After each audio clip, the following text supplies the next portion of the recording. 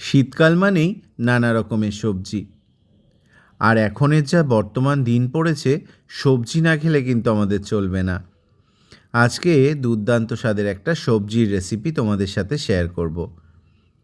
প্রথমে কড়াইতে তেল দিয়ে একটু বড়ি ভেজে নিলাম। আর এই দেখো, লম্বা লম্বা করে আলু কেটে নিয়েছি।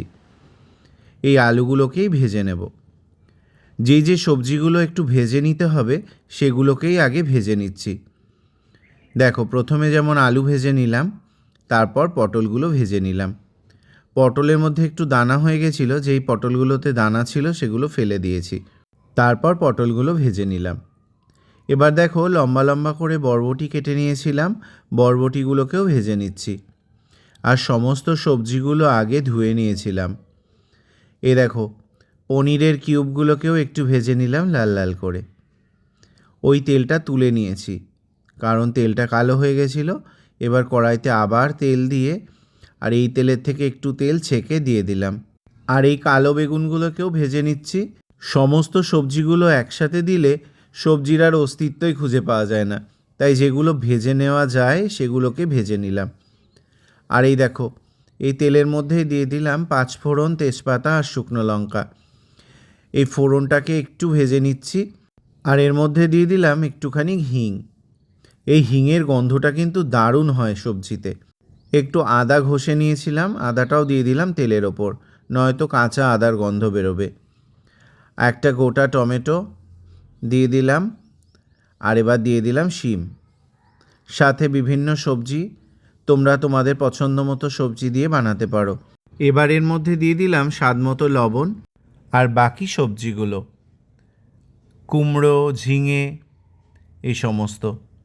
আর দিলাম একটু পরিমাণ মতো হলুদ গুঁড়ো। এবার এটাকে ভালো করে নেড়ে নিলাম কিছু সময়। এই রান্নাটা সম্পূর্ণ ঢাকা দিয়ে দিয়ে করব। ঢাকা দিয়ে করলে এই সবজি থেকে কিন্তু অনেকটা জল বেরোবে, আর ওই জলেই বিভিন্ন সবজিগুলো সেদ্ধ হবে। বিভিন্ন রকম অনুষ্ঠান বাড়িতে কিন্তু সবজি এভাবেই রান্না করা হয়।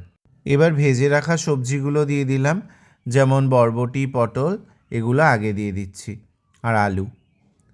আর বেগুনটা একটু পরে দেব, কারণ বেগুনটা এখনই দিলে বেগুনটা কিন্তু একদম গলে যাবে। তাই এটাকে ঢাকা দিয়ে আরও কিছু সময় রান্না করে নেব। এই দেখো, ঢাকা দিয়ে রান্না করার পর সবজিটা কিন্তু একদম নরম হয়ে এসছে।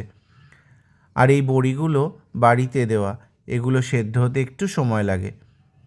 তো এটা দিয়ে দিলাম, দিয়ে সামান্য একটু জল দিয়ে ঢাকা দিয়ে দেব, কারণ সবজি থেকে যা জল বেরোনোর বেরিয়ে গেছে। এবার এর মধ্যে ভেজে রাখা পনিরগুলোও দিয়ে দিচ্ছি। আর এভাবেই রান্না করে নেব কিছু সময়। 2-1টা পনির আমি সরিয়ে রাখলাম। আর এর মধ্যে দিয়ে দিলাম একটু স্বাদ মতো চিনি। পাঁচমিশালি সবজির এই তরকারিটা কিন্তু একটু মিষ্টি মিষ্টি হয়। চিনিটা দেওয়ার পর আরও কিছু সময় রান্না করে নেব, কারণ জলটাকে এবার আমার কমাতে হবে।